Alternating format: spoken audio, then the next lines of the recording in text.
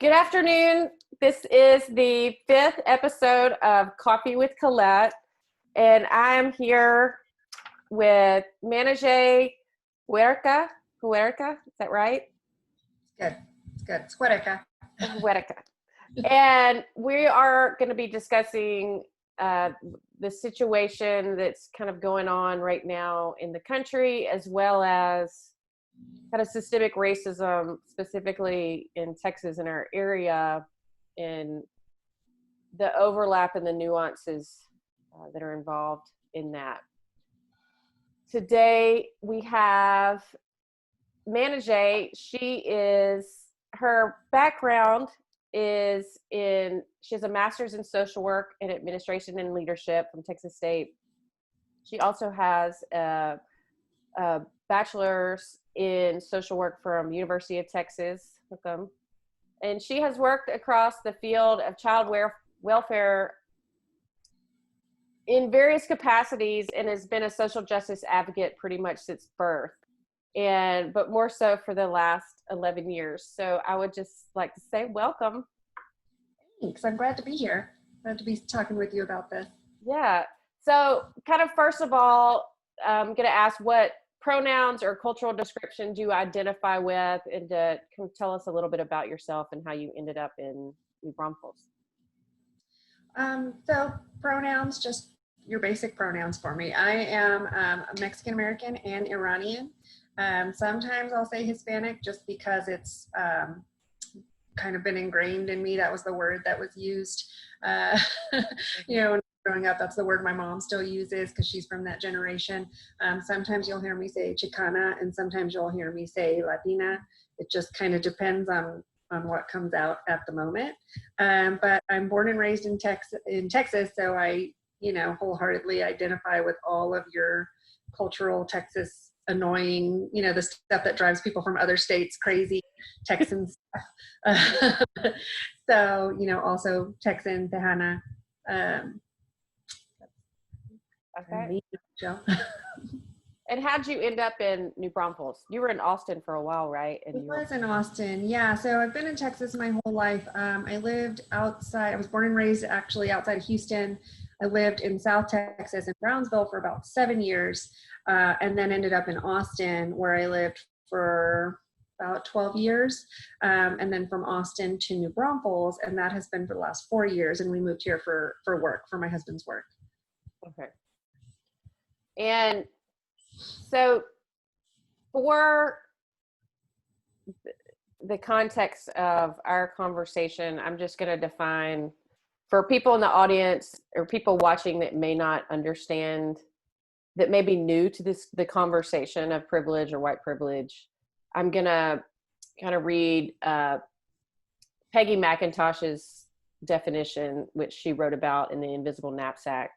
That white privilege is societal privilege that benefits people whom society identifies as white in some countries, beyond what is commonly experienced by non-white people under the same social, political, or economic circumstances. And is there, she wrote that, I think it was like 2000, I want to say 2008. It could be wrong. That may be wrong on the year. So there's been a lot of development over the last 20 years or so surrounding privilege and white privilege and unearthing what that is. Do you have a definition that you prefer, or kind of what is your understanding of what privilege is? Yeah, I mean, there's a lot of different ways to explain it, and definitions sometimes are hard to interpret for people, or for people to kind of take to heart. I think I was looking earlier, I can't remember the website, but it was the unearned privilege white people have because they're not subjected to racism, right? So there may be other issues that they have, but race isn't one of them. Right. Mm-hmm. It's interesting for kind of been unpacking what it means in my own. So I was born in North Carolina, but raised in Louisiana, but I've been in Texas for a long time, almost 30 years now. And kind of deconstructing what it means to have privilege as a upper middle class white Protestant female, you know, in northeast Louisiana. And then coming here and seeing that there's a completely different, it's a, you know, different states have different cultures. They have different, your food's different, your music's different. You know, I wasn't surrounded by any Latinas where I was. I mean, it was pretty much primarily kind of a black-white divide. And unfortunately, I came from an area where it was people were very outspoken about their racism. I went to a private school, which also shows my privilege, but the public school had a black prom and a white prom that were a weekend apart. Like that is like how, and this was up until 1991. So that shows like, and then every year they would have a black homecoming queen, and the next year they'd have a white one. And then and you're like, well, what if they're mixed? You know? I mean, and so that is like the perception of how overt it was where I grew up. You know, this is 90 miles west of Jackson, Mississippi, you know, and so for me, diving into these perceptions of privilege, it's so ingrained in not things that you necessarily outwardly say, and sometimes yes, but just your ways of thinking and your assumptions that you make about people. Privilege is really hard to see. Privilege is such a blind spot, right? Because, you know, you don't know what you don't know. Right. It took me a long time as, you know, Mexican American woman because I've experienced racism, right? But it took me a long time to acknowledge that I still had privilege, even with everything that I've experienced and not being a white person. So I'm glad. How do you? So I'm not sure. I heard it was like 40%, but I could be wrong on the statistics, that Latinx people identify as white. So how does that layer work upon because we talk about whiteness and deconstructing whiteness, and what is that? How does that fit on top of this kind of really complex conversation? Yeah, well, I hope you have all day, because we could really talk about that for a long time. But I think that a lot of times for people of color, we're not, just like white people aren't used to talking about race and racism. We talk about it more, I believe, in my culture, but not in the sense where we acknowledge and work through the pain of it. We talk about it as a reality of life, right? And we go through the day-to-day experiencing microaggressions and racism.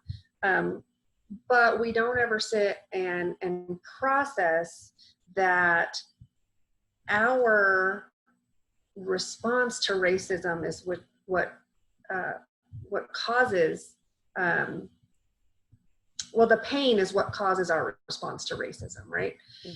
And so there's a lot of nuance, obviously, to being, you know, Latina and experiencing racism.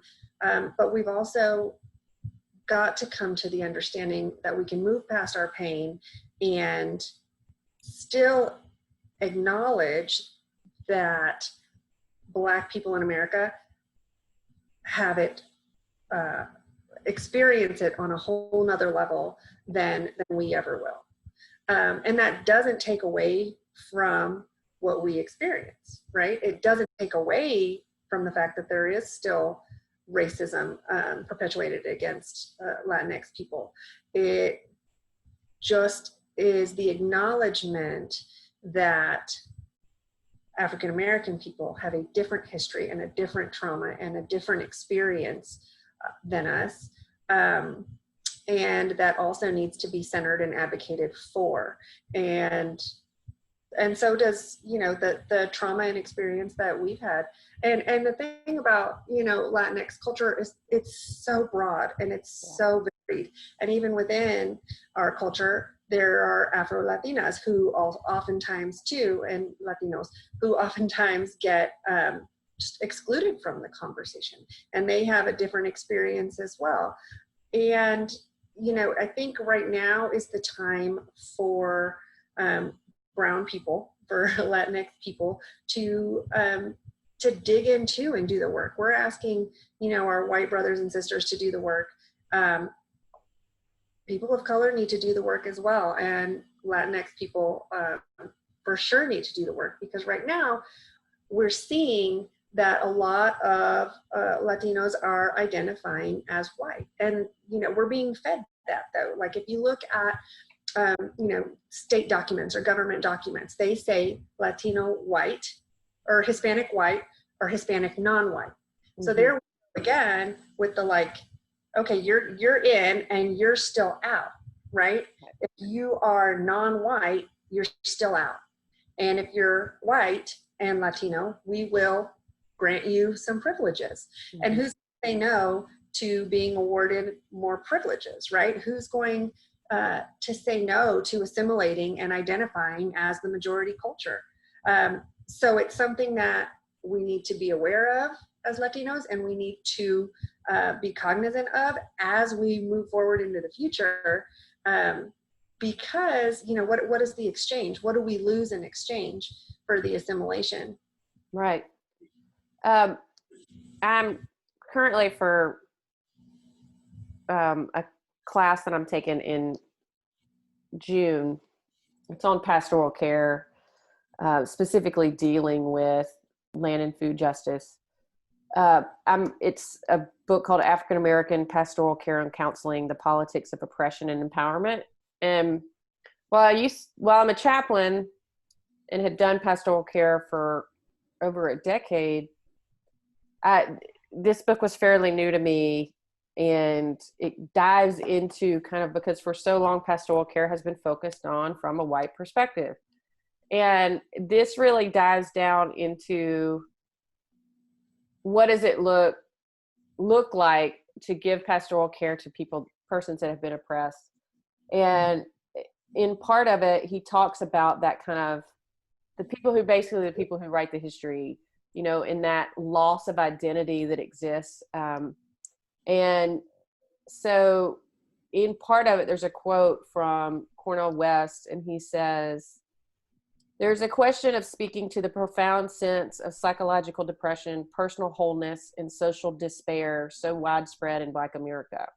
He points out that oppressed peoples are starving for identity, for meaning, and for self-worth, and that too much attention to the social political realities of Black people often means neglecting personal dimensions, and that this contributes to the nihilism or the loss of love, meaning, and purpose. Thus, he calls out for the political and the therapeutic to join forces to address not only socio-political agenda of liberation, but also the nihilism that is eclipsing the racial and social progress of African Americans.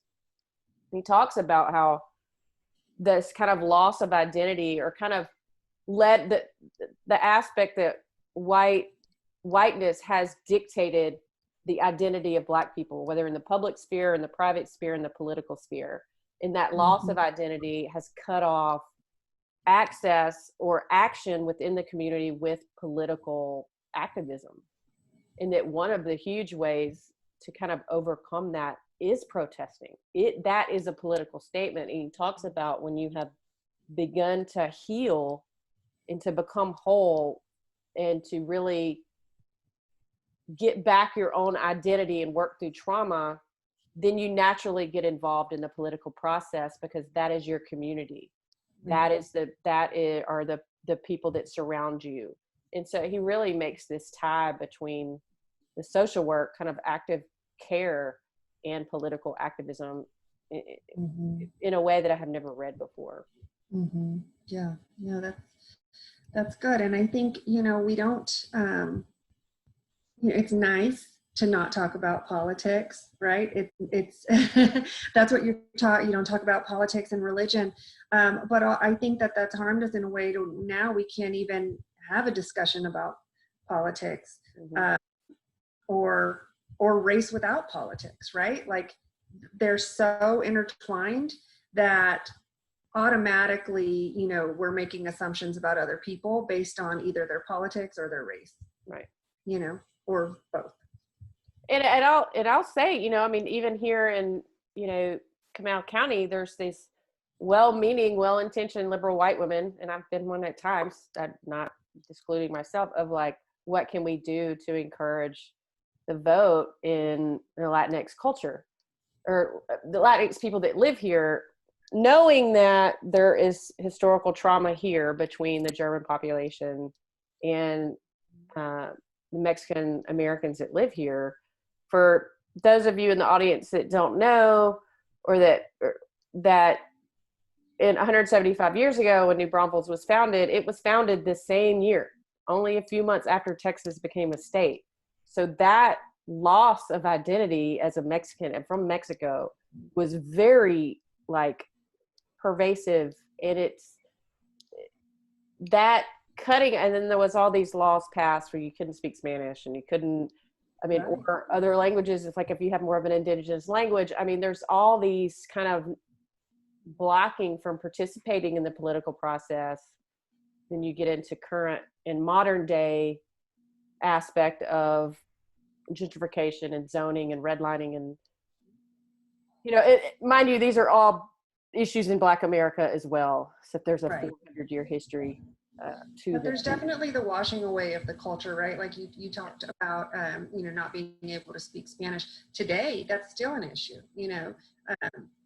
First, Spanish speakers at school not allowed to speak Spanish, right?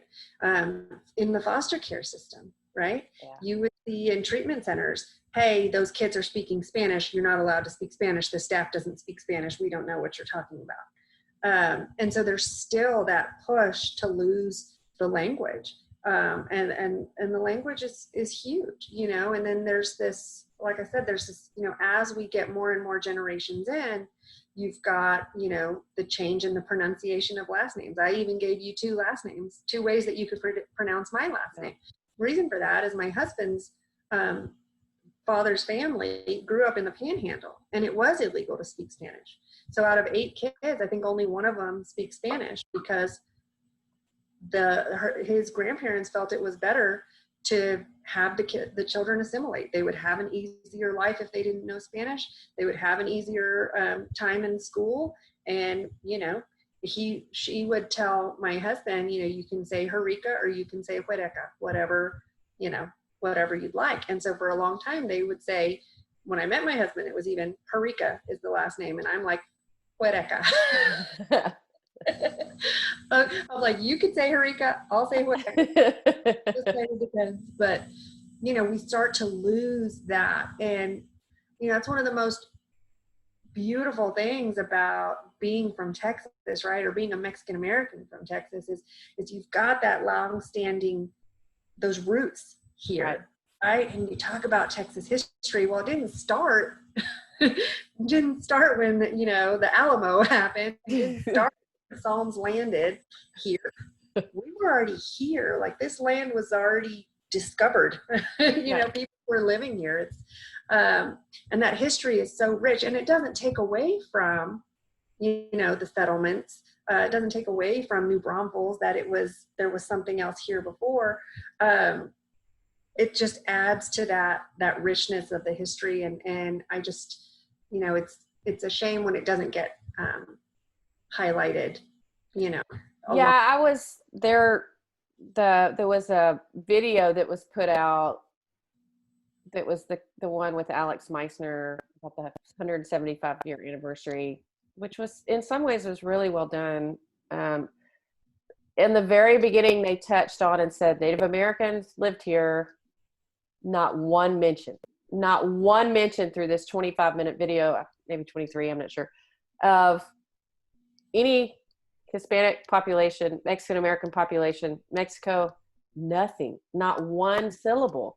And I was just waiting. I'm sitting there watching it. I'm just like, well, first of all, what, really? I mean, they didn't go into like, the Comal or the being Las Fontanas. I mean, they didn't go into any of it. And it was telling to me, whether intentional or not, which I'm sure that they'll say that it wasn't, but you can, and I think it's important for people to know, you can celebrate being German while still honoring the fact that that 30% of the population here are Mexican American or some Latinx population. I think it needs to be, in my opinion, needs to be voiced. But I'm the liberal white woman sitting in my in my own home sitting here, so I mean, that I want to recognize that it's I'm on the outside kind of looking in, and I'm not from here, right? So there's that.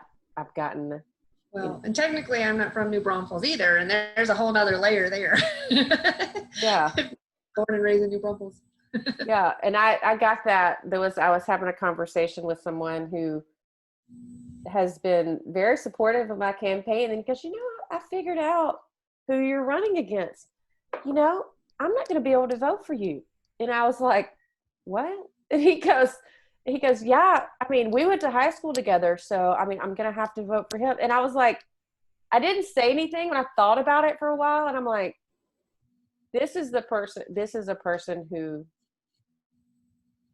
identifies as being, with my campaign and my platform, but because they went to high school together, what does that say about the kind of entrenched tribalism that exists? I'm like, I'm the one who's actually German. Like, my opponent's not that matters. But I mean, if you want to look at it like as that, if you're trying to have some kind of loyalty, Right. So it was eye-opening. I mean, I should have expected it, but but back to discourse and conversation on racism and oppression. Kind of right now, I read an article today that I believe it was Slate, and it was talking about the pandemic. Having protests during a pandemic is right on par with where it needs to be, because this global pandemic has exposed the inadequacies and the structural racism in our country, with disparities against people of color, with access to health care, with the obesity and diabetes and more infant deaths, all these aspects, food insecurity, lack of clean water. I mean, all these aspects that cause more health disparities, that make people more vulnerable. I mean, you look at the Flint water crisis and the aspect of when you're in a pandemic and somebody tells you you need to wash your hands but you don't have running water because your water's not clean. And it's like the message is loud and clear. How many ways do you need to receive the message, right?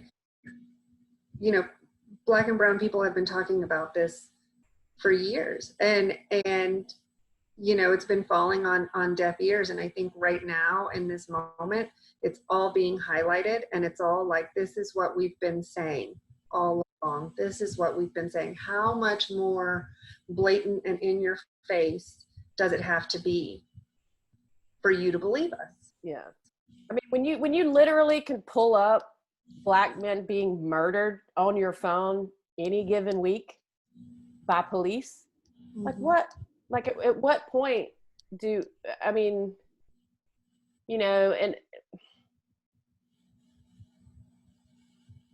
what's frustrating is that, as often happens, I think, with white people that are in power or that kind of try to control the message through media, through their own political agenda, then you shift. Then people start talking about, well, you can't be out protesting because of the pandemic. It's like, now you care about the pandemic? Like, I mean, how about police officers stop shooting bullets and tear gas so people don't breathe in and start coughing everywhere. How about that? Yeah. And it's just like it's all come to a head, and I think it's time. I mean, it's been time for a long time now that structurally we have to speak out and start talking about the oppressive culture, right, and affirm political resistance, and not me as a white person say, you can't protest that way as long as you do it peacefully, right, or like, oh wait, you got, I mean, the audacity that people get afraid of protests. Well, protests are meant to be uncomfortable. Like, I've protested a lot in my lifetime. It wasn't ever because I was oppressed, but out of like anti-torture kind of understandings, and it's meant to make you uncomfortable. Right. It's meant to cause the powers that be to change and to give a voice. So I'd love to, if you'd like to speak to that, or we can move on. I think where we're at, like I said, we've been saying it as politely, as peaceful, as nicely, as palatable as we can for years and years, and for Black people for hundreds of years. And I think now the frustration is, okay, so I see that you saw the video. You literally had to see a man be murdered in front of your face to be able to say, oh, that's what you were talking about. And I think that's where the pain comes out that you see in these protests. Is it didn't have to happen. None of them had to happen. We, as people of color, deserve a seat at the table where these conversations are being had, where these decisions are being made, where the laws are being made. And historically, we're not in those rooms. Historically, we're not a part of that conversation. The lawmakers, the legislators, were, as time goes on, yes, there's more and more people of color that are represented. But at the same time, the system is set up the way the system is set up. And I think now with these protests, it is the only way that we can voice that pain and that outrage and that push for change. Mm-hmm. I think I think it was a really important time in history when we had George Floyd and then Ahmaud Arbery, and then right after that you have Amy Conner visibly on a phone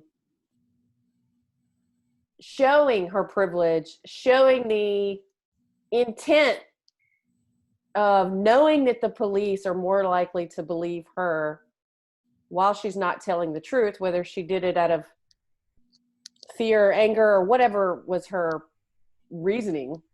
Mm-hmm. How many times has that happened in history? That wasn't on video. Yeah. Yeah. And that was a liberal woman. People are imprisoned or killed. And so that in 2020, for a person in Central Park to say, knowing the power that she had and then following through with it, like that is, I hope is eye-opening to people to see just the deep entrenched systems of power that exist right now. But I'll tell you, I'm not, probably most people of color that you ask are not going to be surprised by that. No. Mm-mm. Even though, in several camps, even if you're, a liberal or a feminist or wherever your camp is, those systems still apply. You know, even in women's suffrage back in the day, you know, even the feminist movement, but it has always threw black women under the bus to get women's suffrage passed. I mean, that's, you know, I mean, it just shows that there's always. Ooh, there's like a fly. I had one earlier. I was like trying not to. It wasn't here. So I think, you know, engaging, I mean, I'm in running for office. And so to me, in part of this acknowledgement and healing and changing the systemic racism that exists, you have to get different people in office. But part of what Wimberly in that book that I was telling you about talks about is working through trauma, seeing that the inner work of the self, that kind of cultivating full personhood and full personhood, not only internally, but in your community, but also politically. That full personhood really means actively engage in your communal roots, that it's imperative. And I was just, what do you think are some ways that can happen here in New Braunfels? I know that you do work with didn't you teach a Bible study on racism? Okay, I do. Tell a little bit about that. So, gosh, it's been a couple of years now. I got involved with Be the Bridge, which is a nonprofit, a national organization that was founded by Latasha Morrison. And what that is a 8-week study based in scripture about racial reconciliation and God's heart for racial reconciliation. And so we sit down and we sit in a circle and we talk to each other about, you know, step one is awareness, right? So we talk about awareness, and then it goes all the way, you know, to the end where people's hearts are changed, their perception about race. They got to say, they found a safe place to ask all the questions, say all the things, you know, that they think, popular and unpopular opinions, all are welcome, right? And it's just really, why? It's like attacking me now. It's a really grace-filled group where you allow people to ask the questions, you know, and a lot of times what I hear from white people is, I don't want to say the wrong thing. Well, you're gonna. Yeah, they're really part of it. The wrong thing. And so in that group, it's like, this is a safe space. You know, myself as a person of color, I'm here willing, right? And I'm engaging with you to be able to answer those questions that you may not feel comfortable, you know, posting on the internet or or saying to another person of color. And that is the moment where we do it. And then in that moment, I'm also educating about the history. I'm also educating about the definitions. And it's usually people's first conversation about race, because again, we're told not to talk about it, especially people are told not to talk about it. A lot of people are like, can I say black? Yeah. Let's have the conversation. Let's talk about it. And then there's, of course, different people with all backgrounds. We've had, you know, transracial adoptee families, biracial people, white mothers of black children, and you know, or people who have no family with people of color who are just genuinely there to learn, listen, and understand. And we keep politics completely out of it. Mm-hmm. Which is, I imagine, has to be hard, because it's, I mean, in land justice, it's entrenched in politics. I mean, in the history of, from implementing policy that gives the power in the first place. Right. And talk about it from a purely historical place of this is what happened, because you can't really deny. You can't debate that it didn't. Yeah. And you know, it brings people into awareness, and that's really the first step, right? And there's so many layers to it. I tell people, like, you're never like, I am fully racially aware and I am completely like, I have arrived. You know, I'm still learning, I'm still growing, and we all are, and it is a journey. And so we talk about like the different steps in that, and it's a place to start. Right. Well, I think that's such important work, and especially to do it in light of scripture, because I really truly believe that our, you know, that transformative nature that only God can do, that, you know, Calvin talks about the more you know yourself, the more you'll know God, and the more you know God, the more you'll know yourself. That it's this intrinsic relationship, this intrinsic diving down into kind of unearthing these kind of the ugly and the dark parts of ourselves, and realizing. Okay. Go ahead.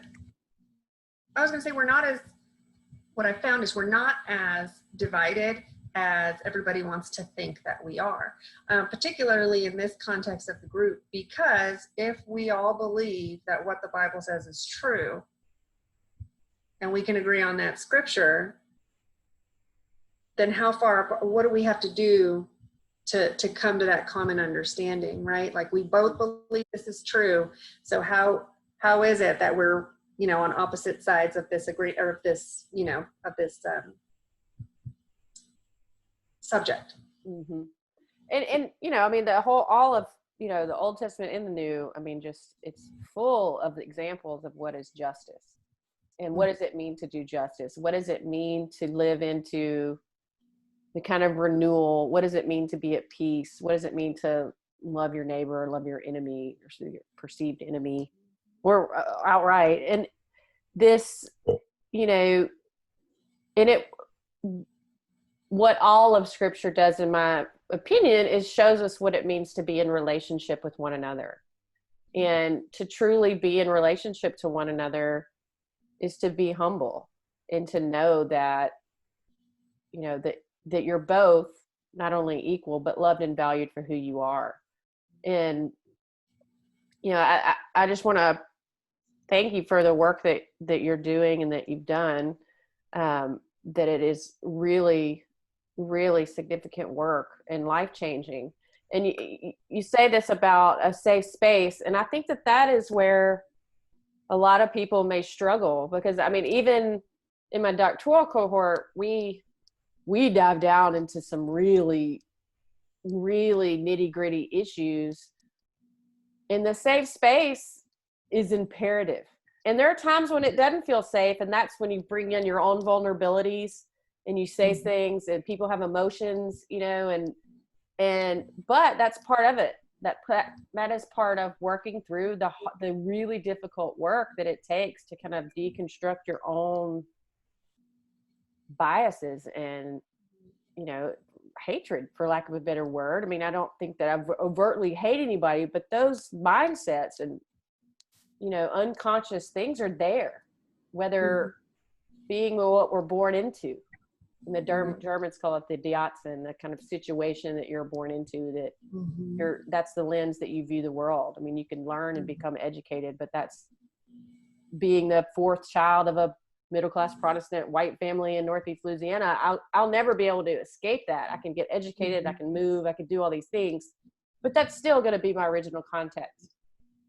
So shifting away from that. A lot of people too never really think about, if you're not talking about race and you don't see color and you're not thinking about race, but you have all these blind spots and these prejudices, then you've never probably sat down and allowed God in. If you didn't even recognize it was there, right? You probably haven't sat down and talked to God about it, or struggled with it, or given it to God, or asked God to change your heart about it.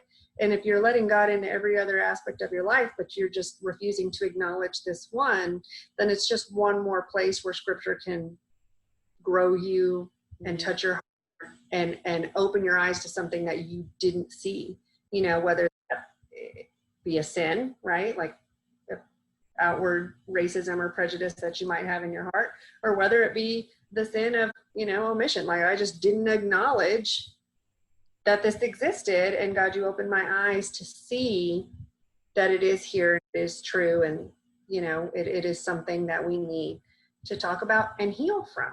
Mm-hmm. Like I say, and at the beginning of our group, we sit in a circle, I'm with a bunch of strangers, and I throw out the question, who does racism hurt? And well, everybody knows, right? It's not just people of color that are hurt by this thing that we inherited. We inherited this system. None of us caused it. We may perpetuate it unbeknownst to us, but we didn't cause it, and it does hurt and affect all of us. Mm-hmm. And as we grow, our children, and it's just this constant cycle. And we have to own it. There's out in it for the audience. If any of y'all ever say, "I'm colorblind," just stop. Don't ever say that again. Everyone sees color. Even if you are colorblind, you can still tell race.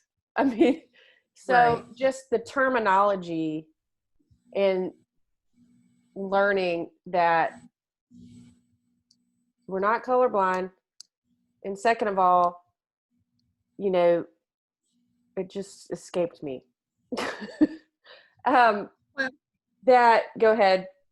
I was going to say, it doesn't make you racist to not be colorblind, right? I want you to see me, and I want you to like me and love me and care about me. And with that goes all of my experiences in life, right? And it goes back to, the food that I love, the music that I like, the culture that I have, and what I bring to the conversation and the table when you and I are sitting down having dinner together.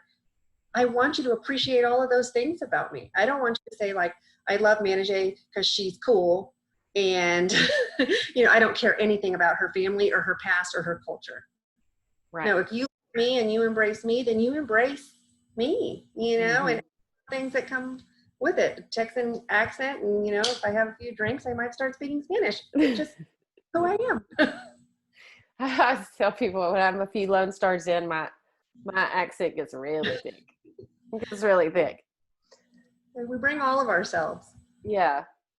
So I want to be conscious of time.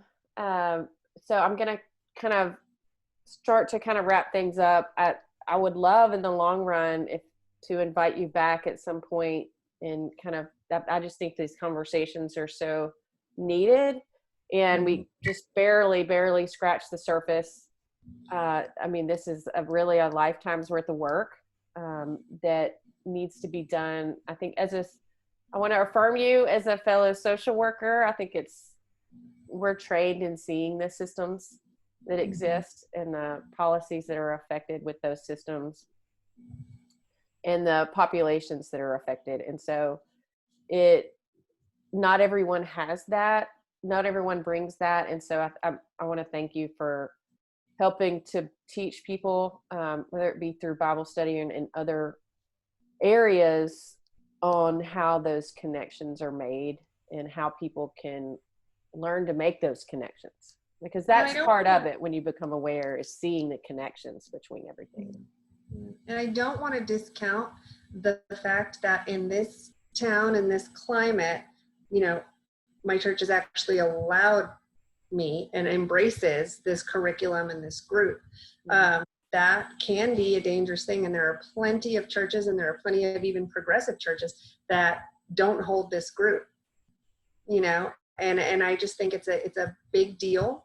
And I'm really grateful that they, allow us to do that. It's a church group run by, River City. And I don't take that for granted, because you see the times that we're in, and we were doing this. I think we're on our third group now, so it might be our fourth group. So we've been doing it. We've been doing the work for a while now, and so it's timely. So I'm going to ask a challenging question, and I'm being a little vulnerable when I ask this question. So to kind of tie back into politics and kind of the shift that needs to be done structurally,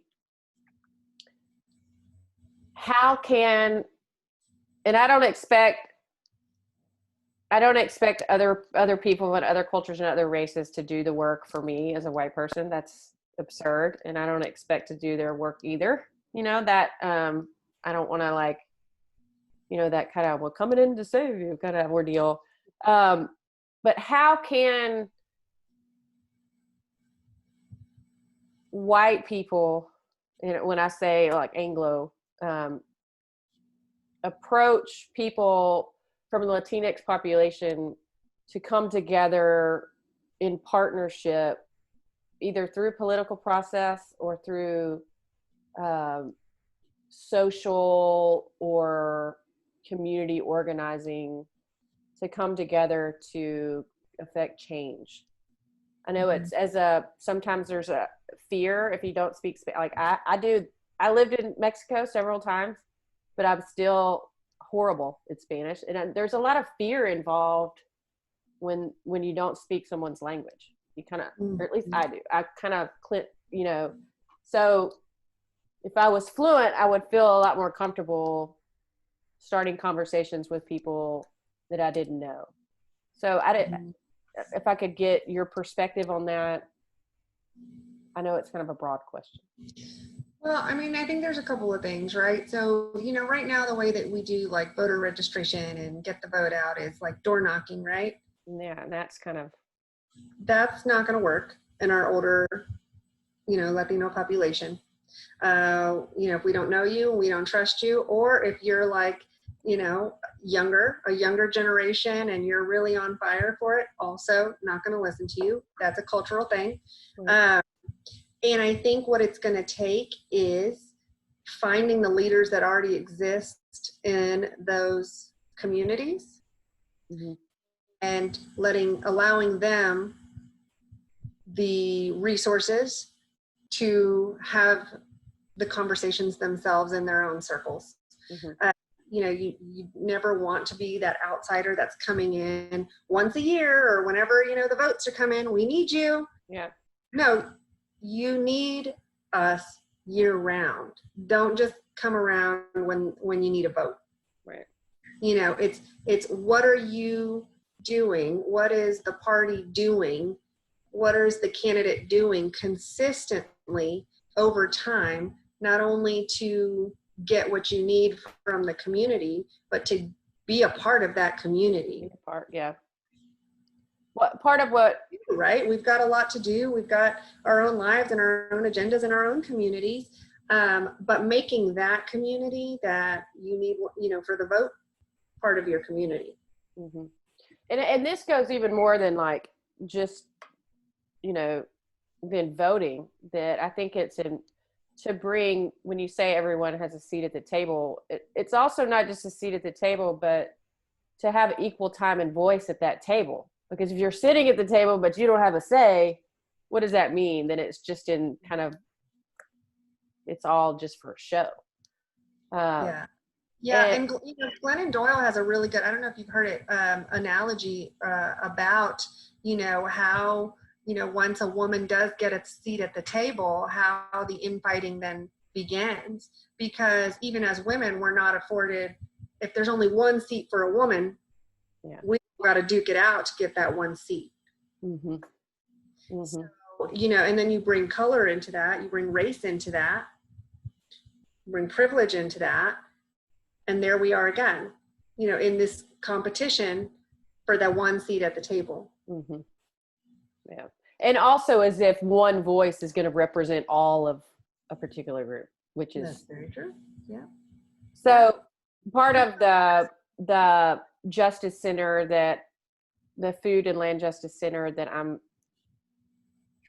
creating right now, the Heritage Project, and it combines organic community gardening with an education and outreach center that brings in speakers, and it talks about doing it over food, which is kind of a communion to kind of highlight the element of the ritual of breaking bread with someone.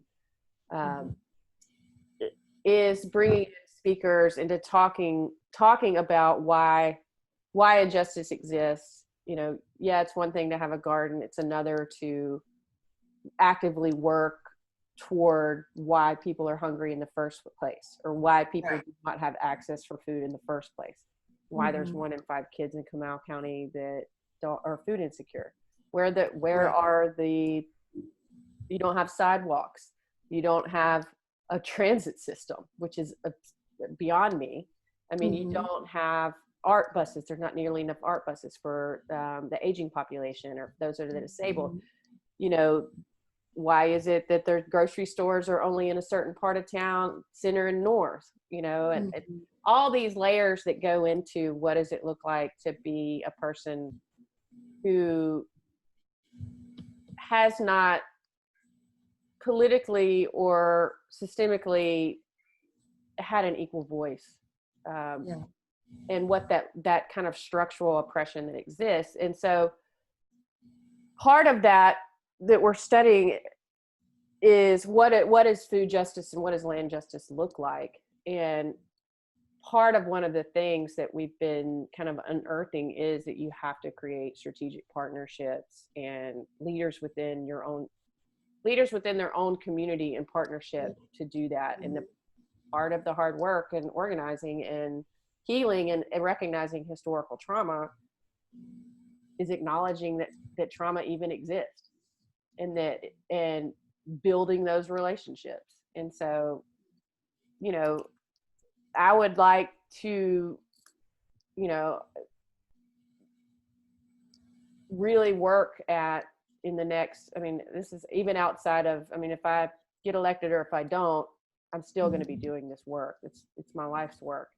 And so, you know, I think that Comal County is in need of a shift and an acknowledgement of what people here are feeling as I hear it. I mean, people tell me, well, I didn't get zoning for this, or I wasn't let on the board. And, you know, and but yet they don't know why. And it's just the general, oh, well, it's because of my last name, or it's because it's who you know, or it's the system. It's the way that the system is set up here. But, you know, I will tell you, like, with the amount of growth that's coming to this community, unprecedented. I think last year we were the fastest growing. Now we're the second fastest growing county. And I see new faces every day. You know, I'm one of the new faces. I've been here for 4 years, but I just see more and more and more people moving to this area, where these antiquated systems are just, you know. And that's almost like a way that it seems like, you know, when you have change, those that have power clutch onto it even tighter out of the fear of losing it. And, you know, I read a statistic the other day that said that New Braunfels by 2050 is supposed to be 250,000 people. That's just New Braunfels. Like, that is, when you have a massive shift from a rural small town to an urban city, there's a lot that comes with that. And you can't have that same system of government, not the overarching system of government like this, but the ways that people don't have a voice, that changes, because then you have all these people that have lived in other places and have seen what community looks like. And we're just primed for it. We're between San Antonio and Austin. I mean, it is coming. It is here. It is on the way. And, you know, the shift is happening. And hopefully in our country, this will be the final, I mean, I say final, but it'll be a shift, a paradigm shift for people to really start looking at their own participation in the system, and, you know, what they've benefited from it and what they haven't, you know, whether it be just so hopefully we can get to liberation, because that's what we need. And that's the thing. I posted something from Tasha Morrison the other day that was, you know, racism is bipartisan. So anti-racism needs to be bipartisan as well. It's not a party issue. I think it is the issue that we can all come together on. Mm-hmm. We all know that it's wrong. Yeah. And Those we're that all are responsible. That's what mm-hmm. You said we inherited it. We have, but you can't just say, well, I didn't do it. Well, mm-hmm. we all do it. I mean, we do it, and we are benefiting from the system that's set up, whether you, I mean, I say that as a white person, I'm benefiting whether, no, I haven't gone out and put a cross in somebody's yard and lit it on fire, but I've benefited from those people that put that system in order, right. Whether it be, I mean, I'm highly educated, the aspect that I got to go to private schools, the aspect that I got my loans for my car easily, that I had, all these layers, that I'm healthy, that I have insurance. I mean, I don't anymore because of the pandemic, but that's, I mean, that to be able to look, people need to look at where they sit in the system. Right. And so I want to be aware of time, and I've said that once. Is there something that you'd like to close with?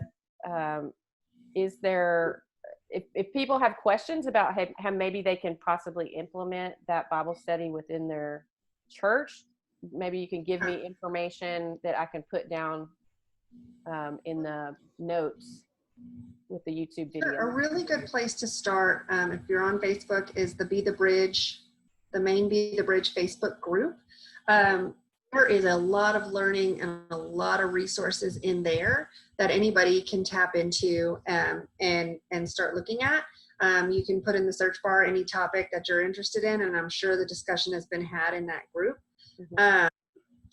Like I said, lots of resources there. So that's Be the Bridge on Facebook.